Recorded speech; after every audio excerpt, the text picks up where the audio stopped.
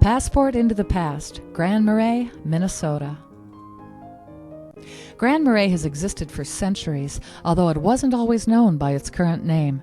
The Ojibwe called it Chipitubigum, meaning Grand Twin Bays, and it was a Native American village before any Europeans arrived. Over 7,000 years ago, a skilled person made this spear point out of a type of rock called chert. It was probably used to hunt large animals like caribou. The spear point was discovered on the East Bay beach after a storm in 2010. Nobody knows for sure how it got there. The Army Corps of Engineers dredged the harbor in 1884 and 1885. Dredging made the harbor deeper so ships could deliver mail, supplies, and passengers.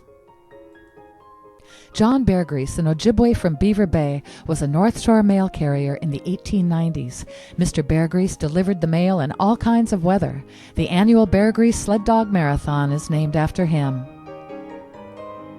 In 1880, the population of Grand Marais was 65. This picture of downtown was taken over 120 years ago. By 1910, the town had attracted new families and businesses. The population was 355. 100 years later, it was 1,351.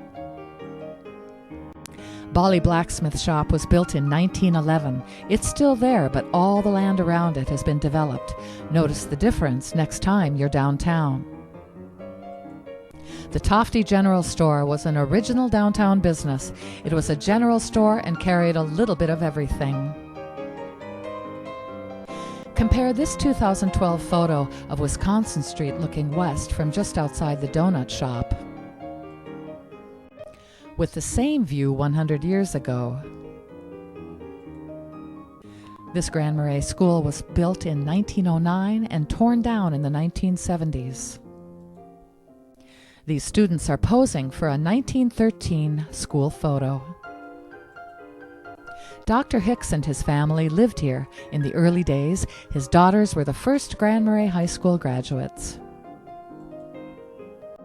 Maud Small Tofty was a teacher and talented photographer. She documented the North Shore in pictures from 1908 through 1915. Many of the early photos in this presentation were taken by her. Belle Sterling owned the Sterling Hotel. She was a pioneer North Shore businesswoman. The Sterling Hotel was located where the East Bay Suites now stand. The terrible forest fires of 1908 devastated the area. Many people had to flee by boat. Luckily, the building with the steeple didn't burn. It was originally a Lutheran church. It has been part of the school, the Grand Marais Playhouse, and is now the Betsy Bowen Studio. In 1938, the WPA built downtown sidewalks, the harbor breakwall, and other projects. Formed in 1935 during the Great Depression, the WPA, or Works Projects Administration, helped people and communities in need. Logging has been a big part of our economy since the 1880s. One way to ship pulpwood was to create rafts surrounded by boom logs and tow them across the lake to paper mills in Wisconsin. This ended in the 1960s. This raft of logs just off Bear Tree Park in the harbor. You can see the Sawtooth Mountains in the distance. The Sawtooths are remnants of an ancient mountain range. Some of the bedrock is 1.2 billion years old. The Cook County Historical Society Museum is located downtown in the old Lighthouse Keeper's House, built in 1896. Visit the museum to learn more about the history of Grand Marais.